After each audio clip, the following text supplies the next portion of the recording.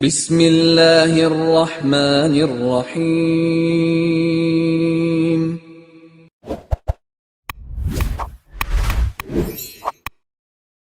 السلام علیکم ورحمۃ اللہ وبرکاتہ۔ ان الحمد للہ نحمده ونستعینه ونستغفره ونستهدیه والصلاة والسلام على سید المرسلین محمد وآلہ وصحبہ اجمعین، اما بعد۔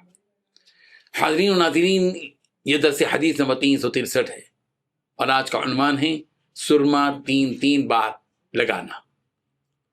روایت سماعت کیجیے، ترجمے کے بعد تشریح کی جائے گی۔ بسم اللہ الرحمن الرحیم۔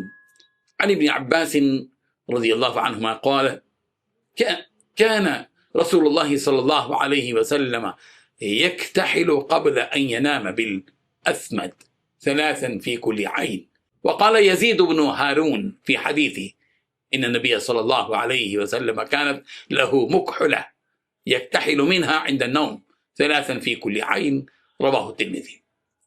ترجمہ یوں ہے، حضرت ابن عباس رضی اللہ عنہما فرماتے ہیں کہ نبی رحمت صلی اللہ علیہ وسلم سونے سے پہلے ہر ایک آنکھ مبارک میں اسمد سرمے کی 3 سلائیاں لگایا کرتے تھے۔ اور یزید بن ہارون اپنی روایت میں کہتے ہیں کہ نبی رحمت صلی اللہ علیہ وسلم کے پاس ایک سرما دانی تھی جس سے آپ علیہ السلام نیند سے پہلے، سونے سے پہلے ہر آنکھ میں 3 بار سرما لگاتے تھے۔ اس روایت میں رسول رحمت صلی اللہ علیہ وسلم کا سونے سے پہلے اسمد سرمے کا استعمال کرنے کا معمول ذکر ہوا ہے۔ یہ ایک دائمی عادت تھی پیارے پیغمبر حضرت محمد مصطفیٰ صلی اللہ علیہ وسلم کی، جو صفائی، صحت اور سنت نبوی دونوں پہلوؤں پر مبنی تھی۔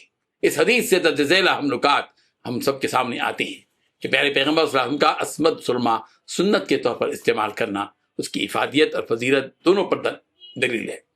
آپ علیہ السلام نے اسے محض زیب و زینت کے لیے نہیں بلکہ صحت کے لیے بھی اختیار فرمایا۔ سونے سے پہلے سرما لگانا اس بات کی طرف اشارہ کرتا ہے۔ اس حدیث میں بطور خاص سونے سے پہلے سرما لگانے کی بات کہی گئی ہے کہ آنکھوں کی حفاظت ہوتی ہے اور آنکھوں کی قوت برقرار رہتی ہے۔ یہ بہترین وقت تھا کیونکہ رات بھر سرما آنکھ میں رہ کر اپنا فائدہ پہنچاتا ہے۔ روایت کے مطابق ہر آنکھ میں 3 سلائیاں لگانا نبی رحمت صلی اللہ علیہ وسلم کا باقاعدہ اور مستحب عمل تھا۔ اس سے سنت کا مطلوبہ طریقہ بھی معلوم ہوتا ہے۔ یزید ابن ہارون کی روایت یہ مزید وضاحت کرتی ہے کہ آپ علیہ السلام کے پاس مستقل سرمدانی موجود تھی جس سے آپ سرما لگاتے تھے۔ اس سے ثابت ہوتا ہے کہ یہ عمل کبھی کبھار نہیں بلکہ آپ علیہ السلام کے روزانہ معمولات میں شامل تھا۔ یہ سنت ہمیں سکھاتی ہے کہ اسلام انسان کی جسمانی اور ظاہری بھلائی کی بھی مکمل رہنمائی کرتا ہے۔ آنکھیں اللہ کی عظیم نعمت ہیں اور ان کی حفاظت کے لیے مفید ذرائع اختیار کرنا شریعت کی رہنمائی کے عین مطابق ہے۔